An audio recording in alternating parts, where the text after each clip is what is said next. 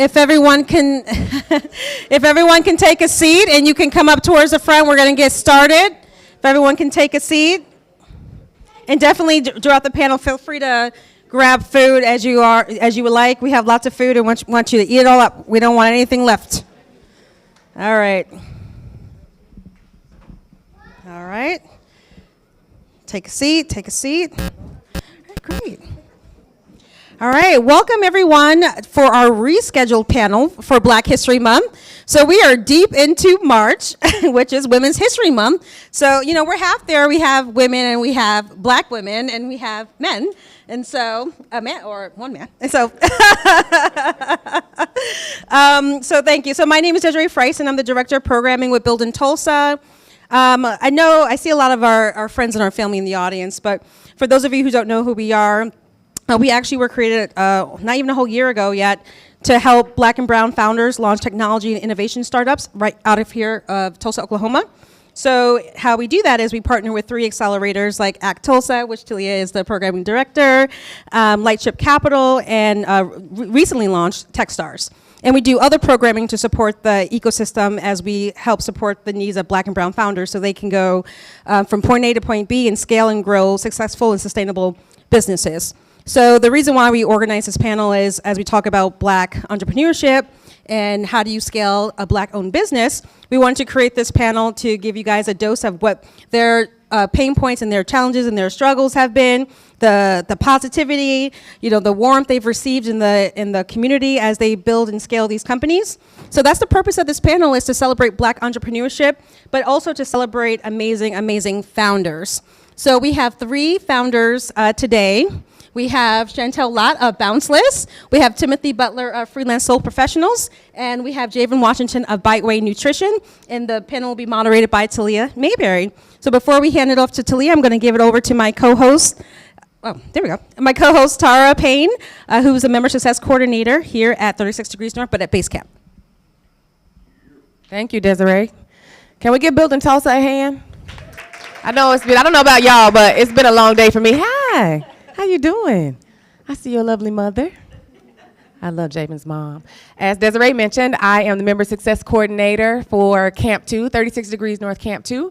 And if you're not familiar with 36 Degrees North, we are Tulsa's base camp for entrepreneurs. So our job and our mission in the city is to make sure that entrepreneurs get what they need in order to be successful. So we do that by partnering with different organizations such as Build in Tulsa to make sure that these wonderful entrepreneurs have everything that they need. So if you have an idea, if you have a business that you think you might want to start, come to 36 Degrees North and we will get you in contact with the people that you need to be in contact with so that you can be successful.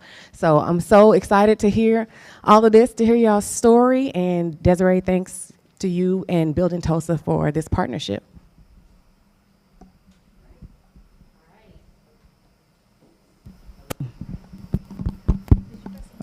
Here it is. Okay. Hello, everyone. My name is Taleya Mayberry, and I am the program director for Act Tulsa. Act Tulsa is an accelerator program for Black and Latinx-led startups. We do this through funding as well as intense product and business development in a 6-month cohort.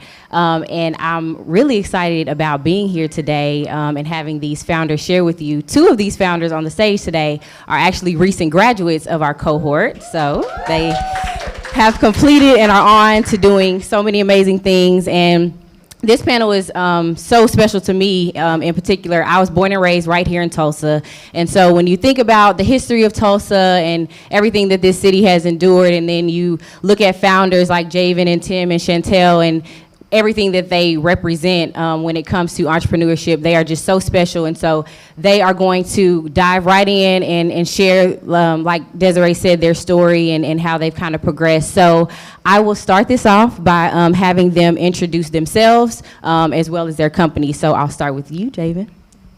Hi, everyone. I'm Javen Washington, founder and CEO of Biteway, a meal prepping company that uses nutrition science to create healthy, affordable, and undeniably tasty meals. That was a great elevator speech. She nailed it. All right. Good evening, everyone. So my name is Tim Butler. Think of Jeffrey from The Fresh Prince of Bel-Air, and you'll remember my last name. I'm the founder and CEO of Freelance Soul Professional Services, Tulsa's premier grant writing and fundraising consulting firm. I specialize working with both businesses and nonprofits, helping them to scale up to get high ROI funding in 6 months. Hi everyone, I am Chantelle Lott, CEO of Bounceless. Bounceless is an activewear brand for fuller bust women seeking to maintain a physically active lifestyle. With our patented design sports bra, we help women have the Bounceless experience. Awesome. Okay, let's kick it off by tell us how you got started. When you kind of look back on how you began, what steps did you take for, when you had the idea to where you are now, how did that kind of come into play? Give us a little backstory on that. Well, for myself, when I was in school, I started as a pre-pharmacy major with the hopes of becoming a pharmacist and still being an entrepreneur by opening my own pharmacy. But working in that field, I noticed that a lot of the most common medications for high blood pressure, high cholesterol, and diabetes can be fixed with changing the way that you eat. So after graduation, my lovely mother encouraged me, who is also an entrepreneur, encouraged me to open up something that I've been doing, which is meal prepping, and that's how I got started. So I wanted to help people get off of their medication and not maintain their medications.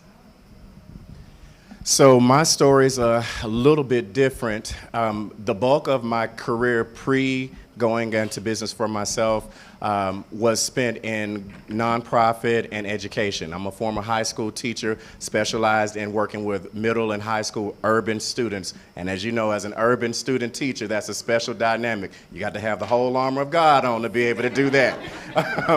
But I was right at home with that. On the side, I would grant write. I would work as a capital campaign clerk with various nonprofits. Basically made them a lot of money. I raised $500,000 in 3 months for a capital campaign. And so just being able to do that, but also seeing that there was noble work, but a lot of the issues, the communities that I was close to that looked like me were not getting the money. And so as a social enterprise, I felt compelled to give back in that particular way. And so that is what prompted me to go into business for myself. Feeling devalued, underserved communities. I wanted to give people a seat at the table who otherwise would not get an access to the dinner. So, My journey started in middle school. I ran track from middle school through college. And so the idea came probably about my senior year in college, which was over 10 years ago. And so I just decided that I was tired of wearing 2 and 3 sports bras to make it through training and practice. So I decided to create one myself. But that entire process of the product development, I thought I have a book that I keep track of things in. And I remember saying, okay, we're on this 6-month plan. This was back in 2009. Yeah, that 6-month plan turned to like 6+ years. So, but yeah, so where the idea came years ago and just fine-tuning some things. I don't have a fashion background. There was a lot of learning I had to do. I come from an education, social work background, so I just had to be able to remain patient to get to where I am now. So as we all kind of know from being in this ecosystem and being around entrepreneurship is hard. I am not an entrepreneur, but I work with entrepreneurs every day. And so kind of talk through some of the biggest hurdles that you guys face when it comes to building and growing. My biggest hurdle was not having the support I needed in finding the right people to help me build the product. We went through 3 different product development teams, and that costs time and, of course, money. And so my biggest hurdle was finding the right people who understood my vision, as well as who could help me execute on that vision. So, finding the right people early on. I would say that my biggest hurdle was overcoming fear. Just being afraid to do it. You've worked for everybody else. You've made everybody else money, but now we're taking the training wheels off. The brakes are off now, so you're launching out into the deep. And being able to just, when you question yourself, am I good enough? Are they really going to fund people who look like me that have my color skin? What are all the steps? Do I know enough? That was one of the hardest things that I had to overcome. So 2 things. So one hurdle that will be like kind of similar to, well, for everybody, is maintaining your mental state. So entrepreneurship is not for the weak. My mom tells me that all the time. Like, it's a roller coaster ride. It's a very tough, like, love and hate relationship. So it just makes sure that you take the time off that you need to, to get your mental back in state. And then 2, one of my biggest hurdles that I'm going over right now is getting my license for my kitchen. So some of you know that I shut down when I got into Act Tulsa to rebrand, and now I'm a month behind trying to relaunch, but it's okay because, God's timing, not mine, whatever. But also, like, I'm at the point where it's out of my hands. So right now there's other things I can be doing. So that's a big hurdle that I'm going over right now. That's good. I want to kind of touch back on what you just mentioned, Tim. I think it's so powerful, especially in our community. When you talk about, am I good enough? Why should I be funded? Imposter syndrome sneaking in. I literally just had a conversation with Desiree today about that, something that we have just historically faced, So being where you guys are today, y'all have pushed past that. I mean, probably still struggle with it here and there, but what are some things that you've done to kind of refocus and redo that mindset of, am I good enough? Can I do this? What are some things that kind of push you past that? So for me, I'm a man of faith, and so I go back to Romans, the 12th chapter, when it speaks about renewing your mind in the scriptures. And so for me, I do a morning meditation where I spend time in God's presence, and I'm speaking with him, I'm asking him questions and just letting the Holy Spirit guide me. Having a strong black woman who is also equally in tune with God, who can call the greatness out of me, has been my lifesaver. God had truly linked me with the right woman who was able to push me past what I felt were my own boundaries, and be able to call that out of me, and having a community of faith around me to help push me past that, knowing that what I'm doing is making a difference, that I am having impact and serving. Those things help me to overcome that. Definitely support. My business partner, Deborah, is here tonight. She's been a great support, also my sister in Christ. So that truly matters, having that support. My husband, too. There are times when I'm like, no, stay in your lane. But it's like, I slowly learned that, okay, he might have a little bit of knowledge about some stuff. So, well, I'm talking about my business. He can handle his own business. But yeah, that support is definitely needed. Faith is definitely needed. But as far as just me, Chantelle, overcoming it, I just had to really, tell myself, you're not going to give up. And that was a constant thing I told myself, especially as I put in X amount of dollars. I'm like, girl, no, you ain't about to do this. You're gonna push past. So sometimes money speaks louder than a lot of other things. So I just had to realize that you were doing this for a purpose. And I did have somebody confirm that for me. And he mentioned, he was like, this type of thing is divine. So, and for me at that point, I realized there are not too many people like me at this table. And I'm one of those people, if I don't see myself represented, I'm gonna make you see me. So I'm okay with pushing barriers and coming through industries and making my own, if I need to build a table, I would do that too. So I'm just okay with doing that as well. Taleya, I'd also like to add something.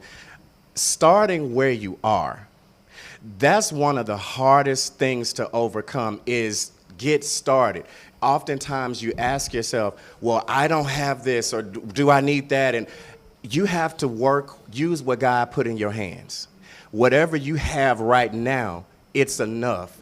Get the process going. You may not have $1 million yet, but work with the $5 or $10 that you do have right now, and it will multiply. Start educating yourself on the process, but know that you can do this.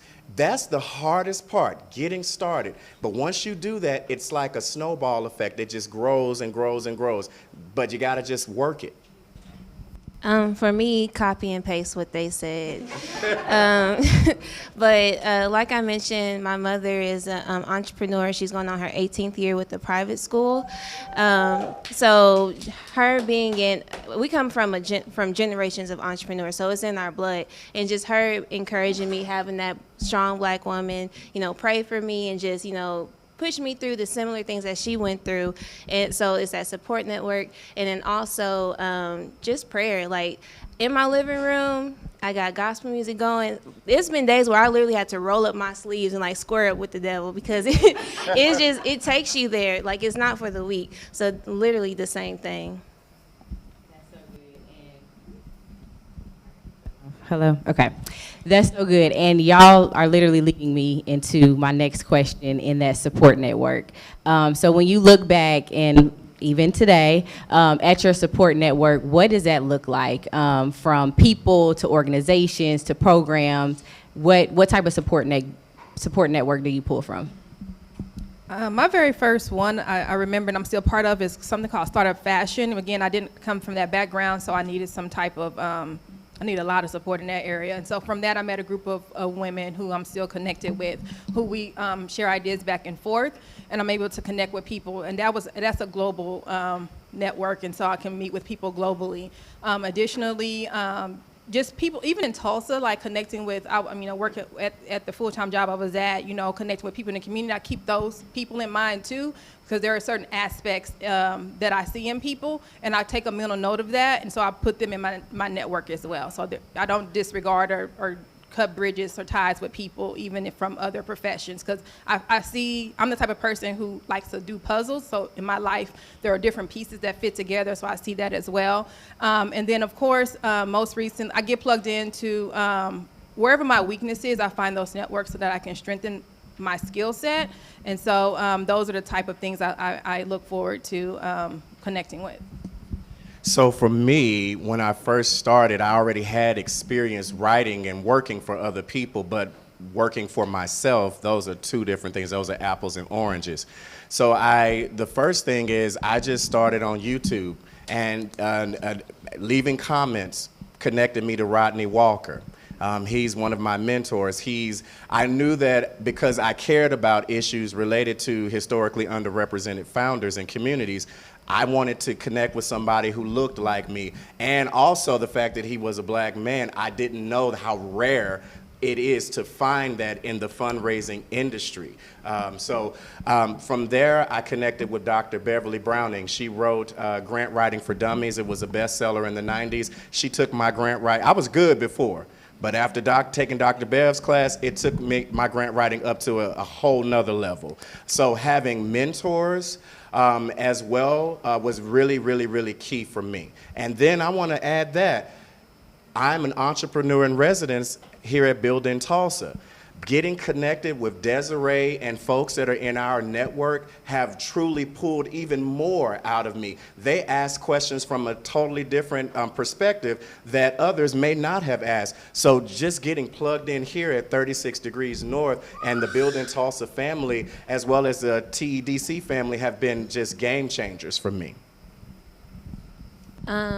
So for myself, family and friends, I have family friends that are also entrepreneurs, so they're like my aunts and uncles, and they're also they're like my mentors. So one of them actually, when I graduated college, she paid for my LLC, so as a graduation gift. So just having people like that encourages you to like go after your dreams is a big thing. And then also being a part of ACT Tulsa, that was like my very first big form of like networking outside of family and friends, and then them connecting me to different people. I've been in Tulsa all of my life, and I had no idea I had this many connections, and I've been in business for almost 4 years, and I just graduated from ACT Tulsa. So just imagine where I could be now if I would have known what I had, if I wasn't so shy. And so to myself, then I could have been a lot bigger, but things happen for a reason. And so just being a part of 36 and building Tulsa, having those advisors really has been a big help.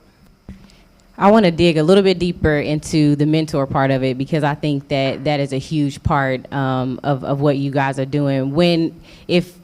if I'm an entrepreneur and I want to know, how do I find mentors? Is there some secret sauce to it? Should I be strategizing? Where should I be networking in certain places? What should I kind of do to begin to position myself to find valuable mentors? And then another side of that question is, what value have your mentors provided for you? So I'll take that first. So I'm a little country boy from Mississippi. Now natives, we say Mississippi, we cut out that middle syllable. Nobody got time for all that. I'm gonna tell you mother wit that my mom has raised me with. She says, son, a closed mouth don't get fed.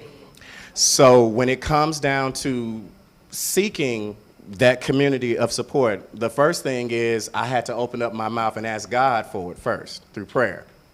Second, I had to take the initiative to put myself out there in uncomfortable and even unfamiliar spaces where I would introduce myself, shaking in my boots sometimes, to just get to know people and connect with people. And then as I started to do that, I would start, like I said, I started on YouTube, and then I joined a group that Rodney Walker put together, and then I started connecting with other fellow entrepreneurs or folks who may not have been very far along in the journey, but just had similar ideas. And then we started piggybacking and bouncing off of each other. And so I think doing Google searches a lot of times is what I did to find black grant writers or black grant writing mentors or black business coaches were key. And I actually did all of this from a room in my house. And then, you know, after being consistent and building up a following and just stepping out, then I got plugged into Building Tulsa. And they were able to just offer me a desk to help me formalize things. And like I said, it's just been a consistent growth process for me.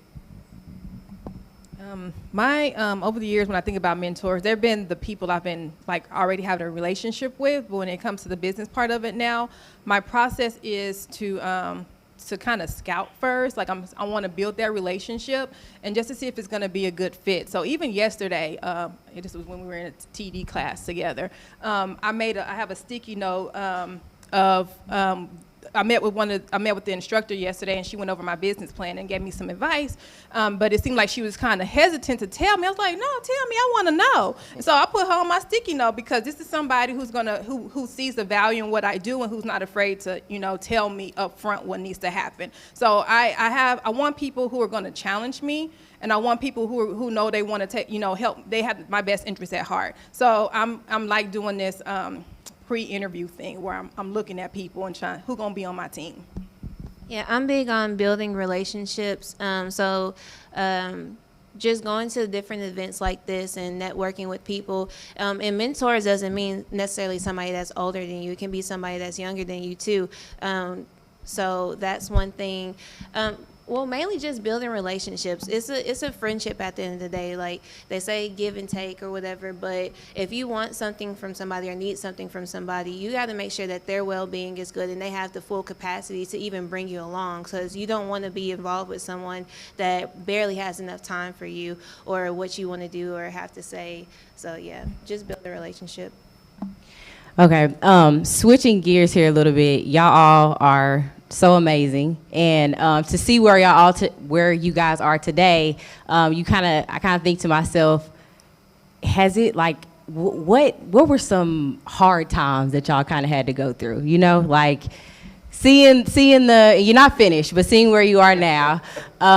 What were there times that y'all were like, I don't know if I can do this. I don't know if entrepreneurship is for me. I might want to give up. What did those moments look like, and how did you overcome that? Mine is my clumsiness. So I'm in the food service, so it's burning food, almost 90% of the food, and you have like 12 customers to deliver to, dropping food, forgetting you got to put gas in your car. Like it's literally just the simple things that takes me out. But mainly it's just the mental. Like if you're not uncomfortable, you're not growing. So if you're in a comfort place, then you're not really doing too much. So just getting used to that uncomfortable feeling and just like, okay, this is what I need. Like this is gonna push me forward. This is, it's gonna get worse, but it also can get better at the same time. I won't say there were times where I wanted to quit. I just I'm taking some time off. And so the first time, and this is when my husband came in too. So he has I got a partner who can do you some shirts. This is when I was just selling shirts. And so I get the shirts. I'm like, what is this? And so that night I had a whole bottle of wine. I'm like, don't talk to me. Don't do nothing. Stay away, because I just wasted some money. So, but that was a lesson, because it was further on.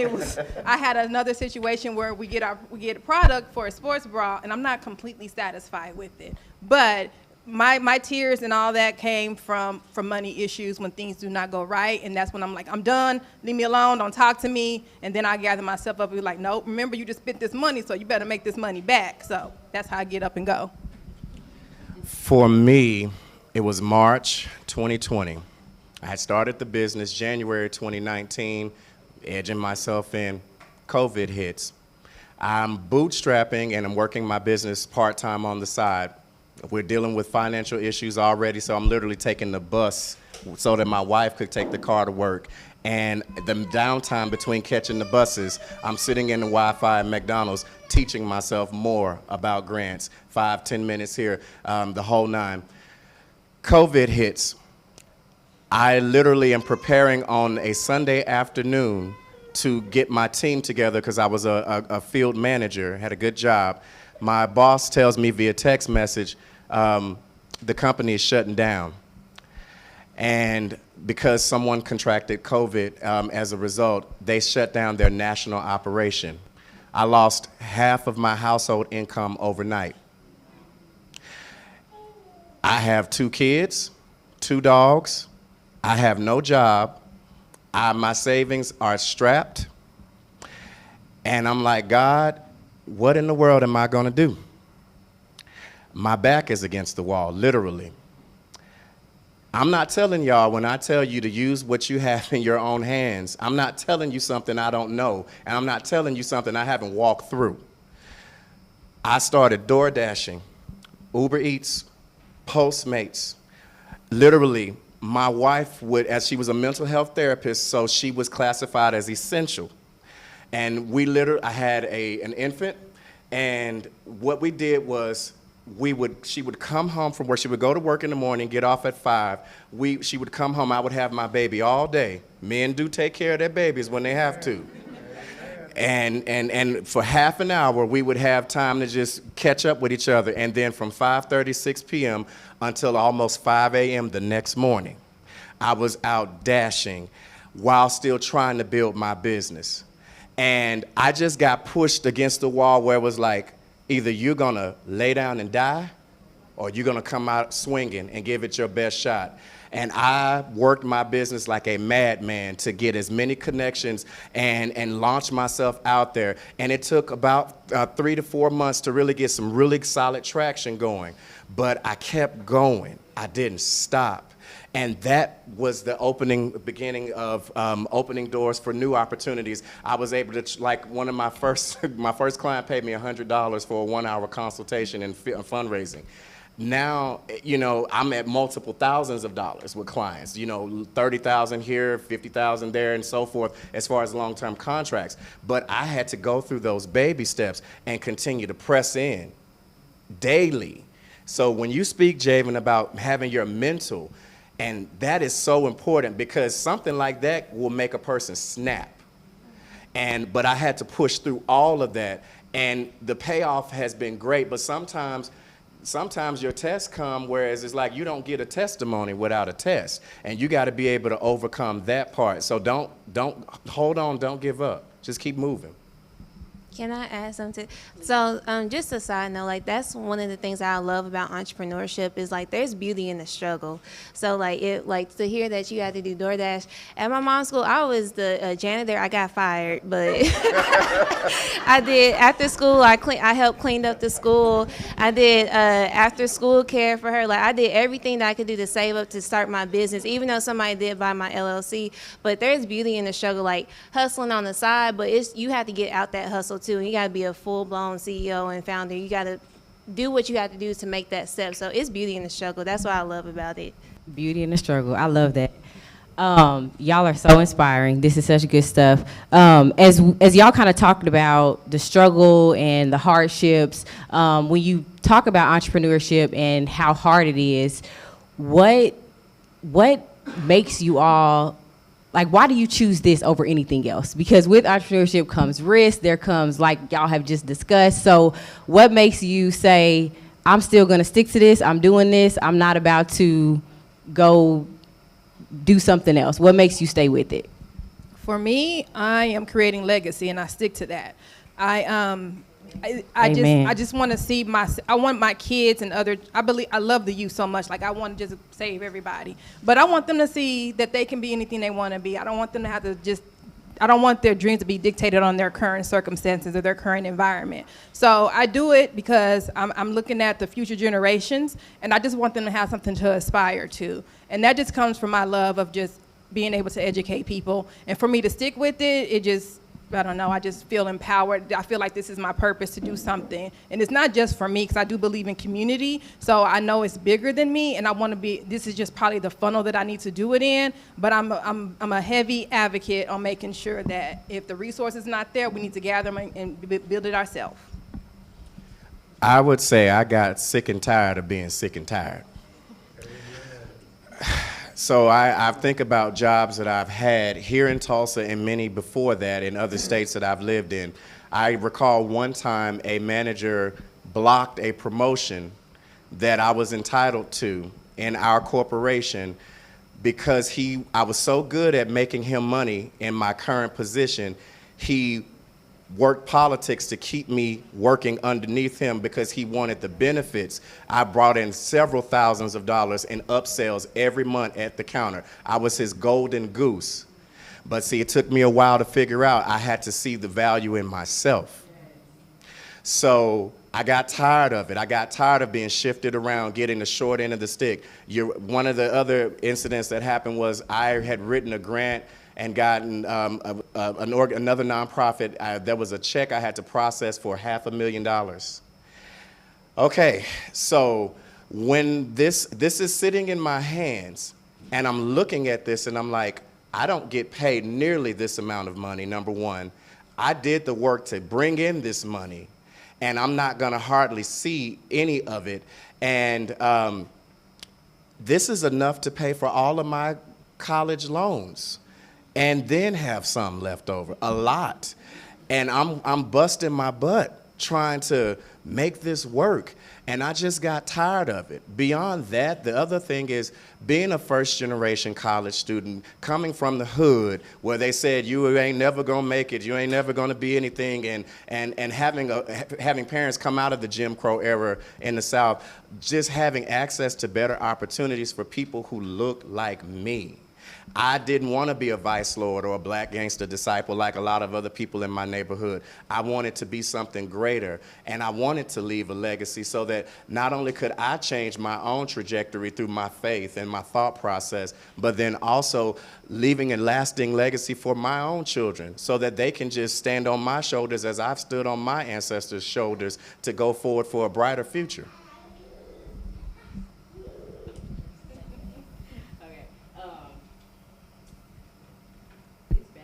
Battery is going dead in this mic, y'all. It's not me. Moving forward, thinking about the future of you all's businesses, what can you share with us some of your expansion, growth plans? What is in the future for your respective businesses? For Biteway, right now we're currently working. Good job.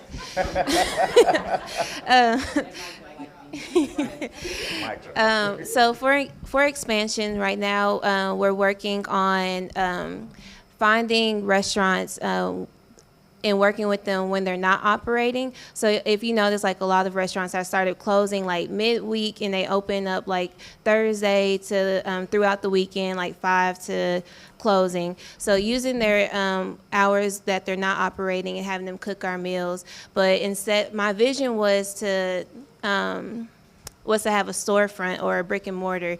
But being in ACT Tulsa, working with, Dom and Malachi, they taught me how to expand, much more than what I could ever imagine. And so just finding things like how to scale your business. So instead of taking all the time and all your funds and resources and just opening up different storefronts, use what people are lacking. Right now, restaurants are struggling. You need what they need money, you need money. So that's a win-win for both of y'all. And my clients can now get their meals within hours instead of days. And so that's what we're building towards in the next 2 to 3 years.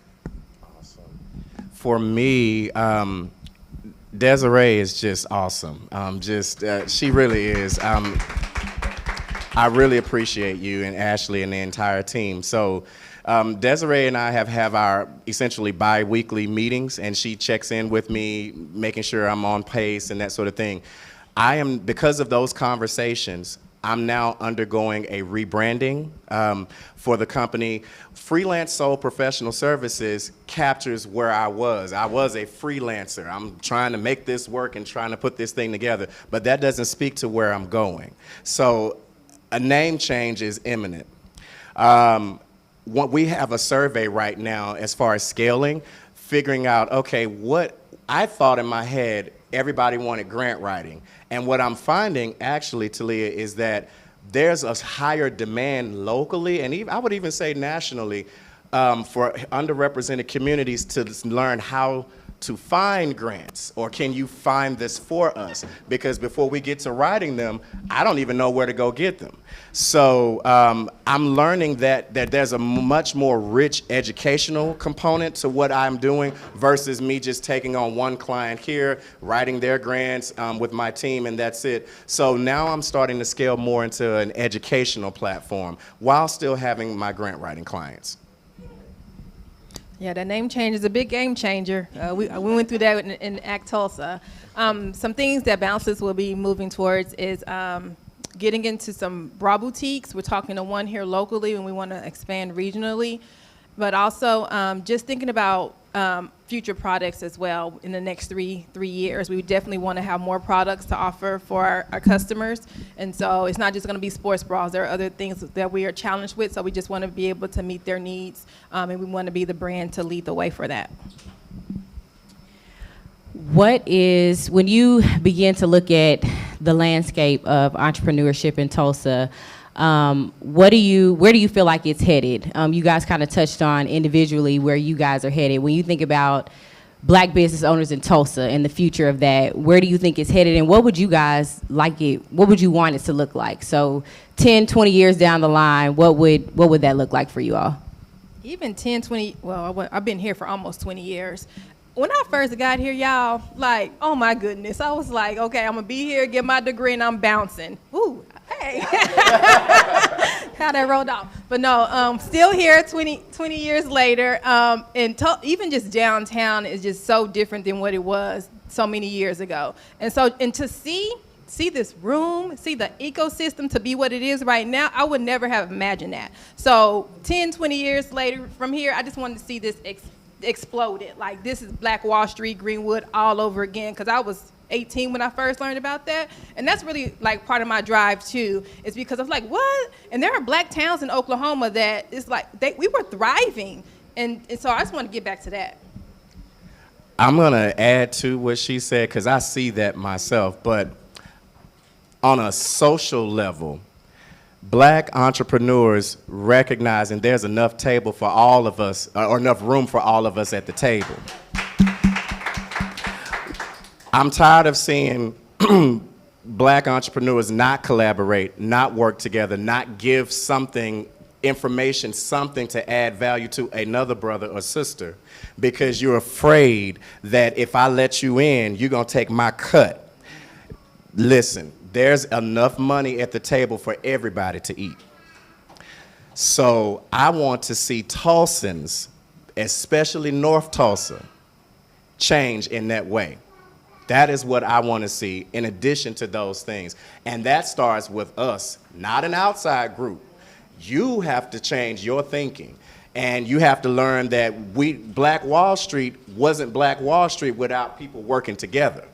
So if we're going to truly, you can talk the talk, but are you really going to walk the walk and give back and help and make that change? So I want to see that change at the social and the mental level. I moved back from Houston. I went to the best HBCU ever, Texas Southern University. So when I graduated,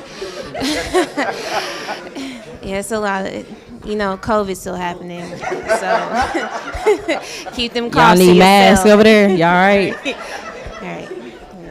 All right. Hit dog on holler. But so when I moved back from 2018, compared to now, like, it's just the growth of everything that's happening has been amazing. So it's like, if we can do that in less than 4 years, imagine what it's going to be like you said, in 10 and 20 years. So my idea and my hope is, like, we have something just like how Black Wall Street was, because the way that the ecosystem is growing, like, we have the different programs here now, Building Tulsa, Act Tulsa, or Act House. I2E is helping with that, having 36 degrees. Like, everybody just recognizing Black and brown founders and Latinx founders.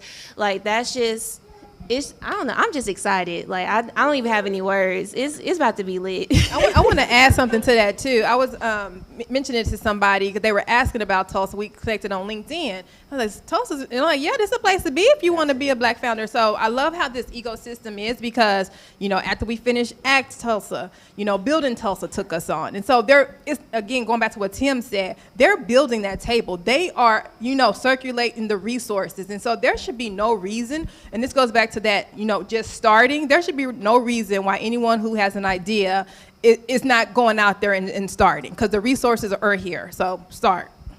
And I want to add to that. I used to work at the Dream Center, and one of my friends, Marquise Dennis, a really close friend of mine, we've talked about this to some degree. I think there's a mindset when people, like business owners out north, not all of them, but a lot of them have this mindset. It's like, once you get past 244, it's like there's a disconnection. I mean, let's just call a spade a spade. There's this disconnect. And I feel like once you go north of 244, then it's like, well, it ain't our thing. So because it ain't our thing out here at 36th Street Event Center or something like that we do, there's this lack of communication. And I think that mindset needs to shift so that we can all come together and pool our resources together to make a larger scale impact. So that's something I just want to add to that as well. And then also, like, let's just be a little realistic. Like, you can't do business with everybody. My nana says business is business and bullshit is bullshit. Excuse my French. But you can't do business with everyone. And it's easy to say, like, we can all be kumbaya or whatever. But just, get with somebody that you have that same connection with, that you can grow with. You can still help people out, but you don't have to be buddy-buddy. Like, just keep it on the business level. Okay, I'm going to close on my end with one more question. And then we can maybe open it up for anybody in the audience that has questions. But this may be kind of hard for y'all because y'all didn't drop some gems today. But if you had to give one piece of advice to entrepreneurs out there, just one piece of advice, what is the biggest takeaway that you would have for them today?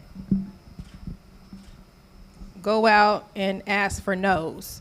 And I say that because no's is what fueled me. Like, you're going to get a lot of no's along your journey, but you learn to be resilient in those no's. And so just get out, again, going back to just starting. You're going to hear the no, so adapt to them and go on about your business, literally. Work smarter, not harder. Educate yourself. The numbers don't lie. They speak. You may have been used to doing it a particular way, but now we're talking about scaling this thing up to grow to a large deal here to get you 7 figures. You can't go to an international chain with a mom and pop store mentality. So learn to develop systems and do your research and not just have preconceived ideas, but look at what the market really is demanding and what it really is saying so that you can properly scale up and get your part. I would say be open-minded. When I got into Act Tulsa, I was very shut off by a lot of the things that they were telling me to do. So, okay, Dominic, shut up. I was very like shut off because it's my business, it's my baby. I want to do what I want to do, but just relax, like be quick. Was it quick to listen, slow to speak, or vice versa? So just be open-minded about whatever advice that people give you, and it may be good advice and may be bad advice, but still just keep that in mind because you never know what is holding you back. That one conversation can be holding you back from really scaling to what you need to be. Awesome. I see already a raised hand.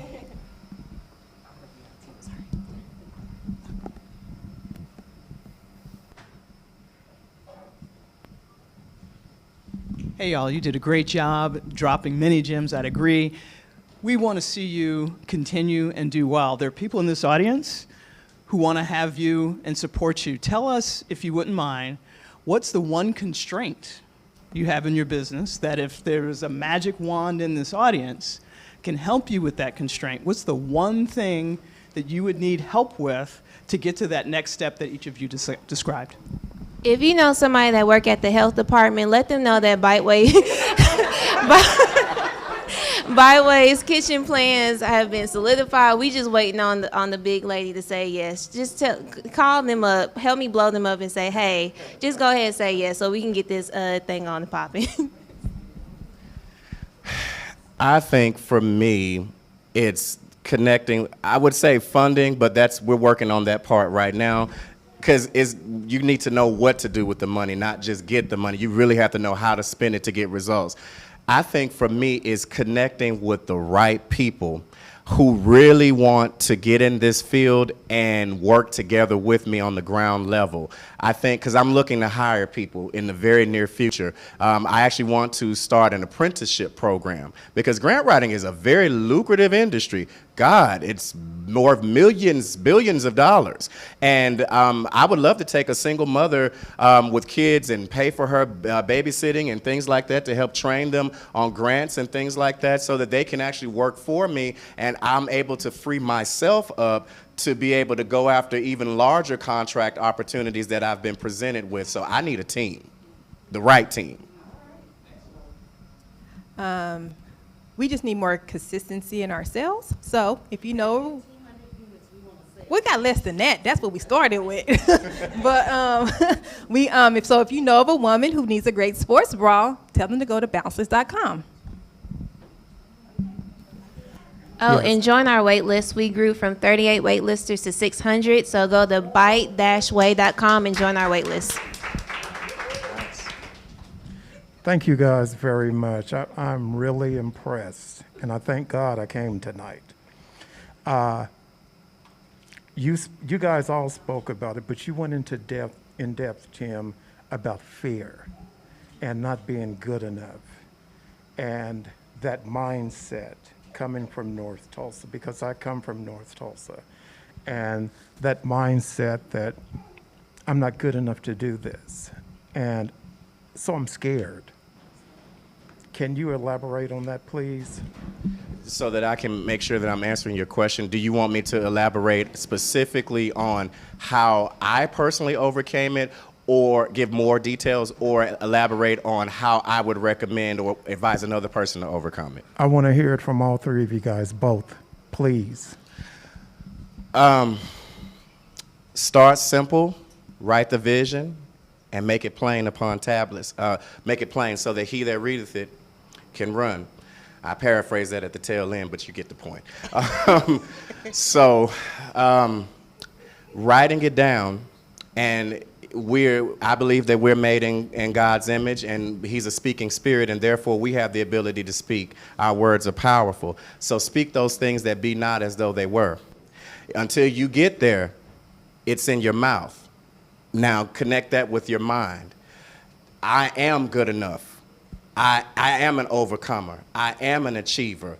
I'm blessed on my way and blessed on all of those things that we've heard, many of us, but actually putting it into practice and starting with what you have. Okay, I'm afraid, I'm fearful, I'm shaking in my boots. Do it scared. Do it, move, step out, Yeah, the water's cold. I don't know how to swim. Put your toe in the water, at least. Make a connection with the water. Okay, now, let me do it. Okay, now, let's put all the rest of the toes in there, okay? Now let's get my foot in. Okay, oh my goodness. This is different. Oh my God. Now, okay. Oh, put the other foot down. Okay, no. Yes, you can. Put it down. Woo! This is cold. But you're in it. Now let's go a little bit deeper. Don't try to do too much.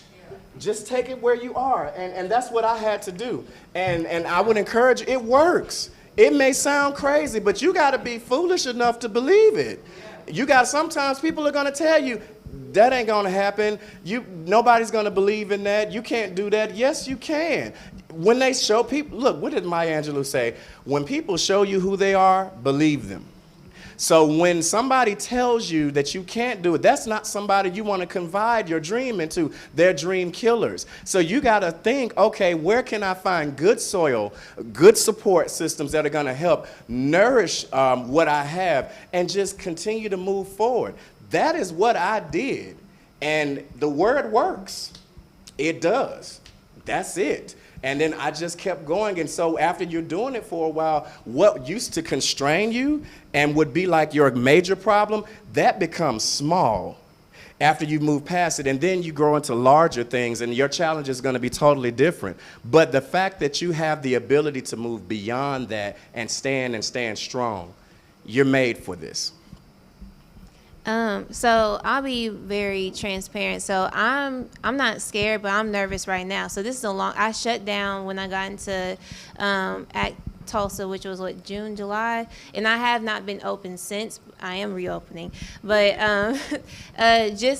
because we've grown, like I said, the wait list is from 38 to 600. Just imagine when we first open up, how many people are going to be ordering. So that it makes me nervous. I'm excited. It's an exciting nervousness, but it's just like I had those thoughts wow, can I do this? Am I made for this? But it's just keep.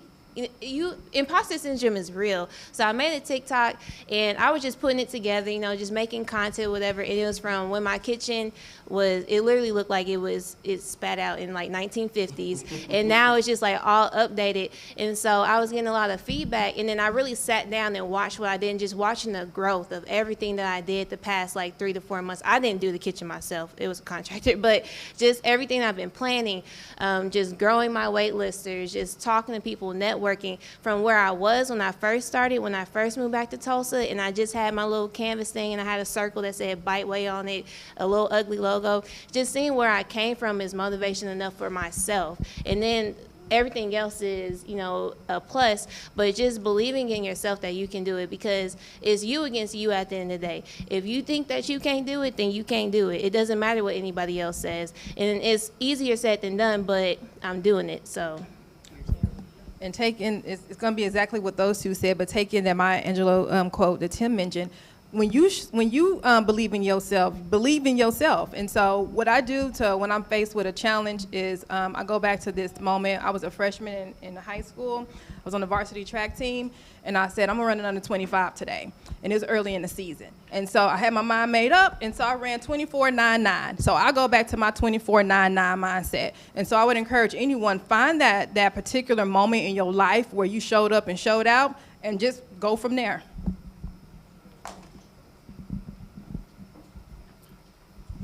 That need to be on the front of the bra, 24.99. I'm gonna need you.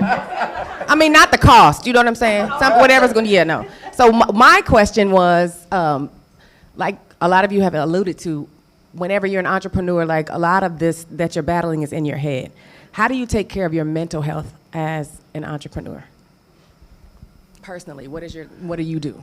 So, my therapist session is in about 10 minutes. So once we, shut down, I'm going to run over there and do that.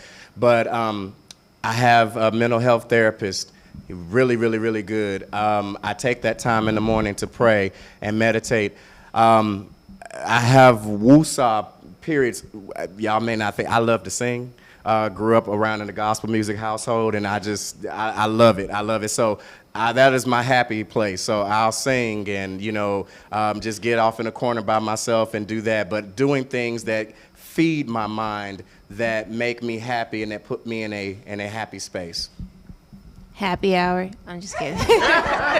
No.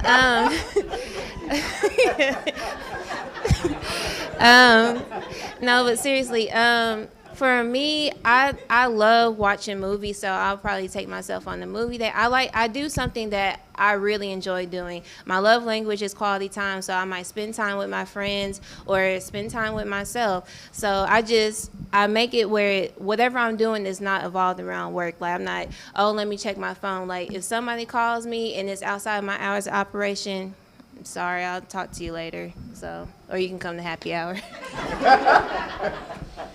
I have in my phone from 12 to 12:15 every day to be still. It's bold, it's got exclamation marks, so I make sure that and it might not happen at 12:15 every day, but I will take some time out just to do absolutely nothing but breathe, and that's how I maintain my sanity.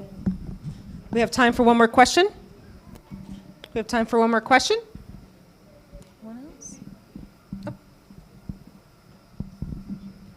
What makes you unique? I can take that. Well, I don't need a microphone to tell you that.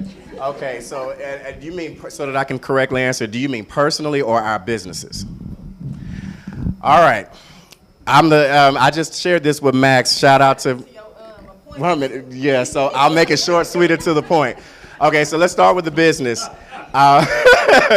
I am a black male. I am a black male-owned grant writing and fundraising consulting firm. First and foremost, the industry is predominantly white, and then for those who, it's predominantly female-driven. The fact that I'm male and African-American and in that space alone, that is rare, very, very rare. Beyond that, added to that, not only most firms work with either for-profits or nonprofits. I strategically marry those two and do both of them. That is not normal. And then added to that, not only do I work with writing grants and fundraising in that aspect, but I also I'm now getting into venture capital relationships, corporate sponsorships, and other funding revenue streams in fintech and alternative funding, especially for people who are challenged with their personal or business credit. I even offer that as well. Those are key factors that make me stand out. Personally, I would say that there are several things I could say, but I would say the fact that I'm the last of 21 kids, which is something I just shared with Max. It's a long story, and just go with it. It's one of them down south things, but yes, and a first-generation college student, Howard University graduate. Shout out to the baddest HBCU and that sort of thing. But seriously, think about it. I left a small town and went 1,000 miles away from home as a first-generation college student to Washington, D.C. It was a culture shock. That was a serious thing to overcome. And then when I went back to Mississippi for the first time after being in DC, I had another culture shock. I was like, I lived like this for 18 years? I mean, seriously, I went through. I mean, I know what it's like to go to bed not knowing where your next meal coming from, mama praying to Jesus, trying to get it and everything like that. And then, I don't know if y'all have the kind of siblings I did, but in the household, when you got that number of brothers and sisters, you have to learn how to mark your territory very early. Okay, so I've been there, done that. So those are some things I would say about me. Okay. No, I was waiting on Jayvin. Good job, Tim. Thank you. I'm gonna start with my business. My business is unique because we have a patent, and it's not too many, at least in the fashion industry, not too many patents in that world. I don't even know anyone else who actually has a patent, but we're seeing more of that too. I am unique because I'm just gonna say just because I think I am. Yes. So my business is unique because a lot of people, y'all have heard, well, everyone's heard of like Freshly, Go Fresh, all the milk kits and meal prep delivery services. What we do is we make all of our own seasoning. So we make everything. Let me get that straight. But we focus on being low sodium, low fat, low sugar. If you do purchase these items, I challenge you to go and look at the back of your meals and look at the nutrition content. I have a food and nutrition science degree, so I focus heavily on the nutrition science. I have an executive chef that went to culinary school in Memphis, and I also have a RD, a registered dietitian that's on my board. Ashley with Building Tulsa is my advisor, and then also my other advisor works for Amazon Alexa Groceries, who is helping me add the physical activity component to help people direct them to which meals that they want to choose in the future. But that's what makes us unique. We're really true to our ingredients and what our nutrition information says. I'm unique. It's a lot of things. I don't know what to say. I got 2 last names. I don't know. Like, I'm a different individual. I have a very dry sense of humor. I went to KIPP Tulsa. I graduated from Booker T. Washington High School, class of 2013. I already said I went to the greatest HBCU. I'm a dancer. Like, it's a lot of things that makes me unique. Can we give it up for these founders? Amazing, amazing. I have to say something before, ask Jayvin, can you put some ramen noodles, low sodium on your milk? Because here's no joke. My kids have never had ramen until this week. And so I feel like they're privileged because we call that the struggle meal. And so, and my kids really love it, but it got so much sodium in it. So can you think about that for like a kid's menu? Yes. This was so wonderful. I feel so privileged to have worked with Jayvin and Chantelle as they came through our cohort. Such amazing people, founders, friends. Tim, I don't know you as well, but I love you. I do. And I want to hear more about the youngest of the 21 kids, because we got to connect on that. But yes. But thank you all for coming tonight. We appreciate you all. If you haven't had food, we have 3 Black vendors that have we have cauliflower wings, vegan meatballs. So if you haven't got a chance to enjoy any food, make sure you have that. King's Wings, also I got to shout them out because they're in our cohort currently, and they're serving wings over there. So thank you all. I'm going to turn it over to Desiree. Let's give it up for Desiree, y'all. Building Tulsa, amazing. So Desiree, thank you so much. Thank you so much to the entire panel. This was amazing. I learned I agree, so many gems, and they will be on Twitter. So if you want to remember what they are, definitely follow Building Tulsa on Twitter soon.